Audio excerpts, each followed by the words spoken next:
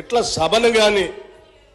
సభను తప్పుదోవ పట్టించడానికి కానీ ఈ రాష్ట్ర ప్రజలను తప్పుదోవ పట్టించడానికి కానీ ప్రయత్నం చేస్తే ఇది సరైన పద్ధతి కాదు అధ్యక్ష.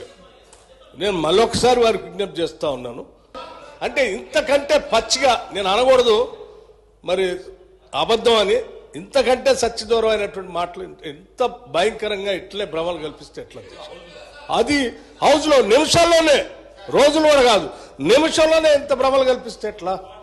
ఎక్సైజ్లో మేము ఆక్షన్ పెట్టాము గత సంవత్సరం, అందుకే మాకు ఆదాయం పెరిగింది. ఈ సంవత్సరం కదా పెట్టాల్సింది, నిజమే. మేము కూడా అనుకున్నాం ఈ సంవత్సరం కదా ఆక్షన్ పెట్టాల్సింది. మీరు ముందే ఎందుకు కూశారు అధ్యక్ష? ముందే ఎందుకు కూశాను? ఎందుకు కూశారు? మీరు ఈ సంవత్సరం పెట్టాల్సిన ఆక్షన్ మేము ముందే ఎలక్ట్రిక్ కంటే ముందు ఎందుకు పెట్టుకున్నారు?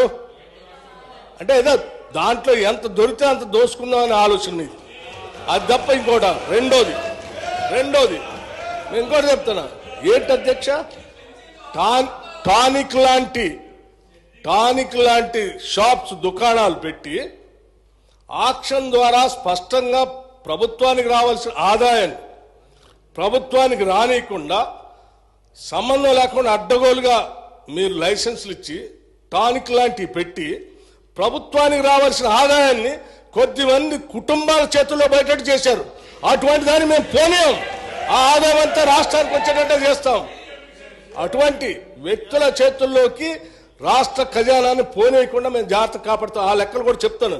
మీరు తొందరపడుతున్నారు కాబట్టి ముందే చెప్పాను, ఇంకా ఉంది దాని గురించి అన్ని చెప్తాను.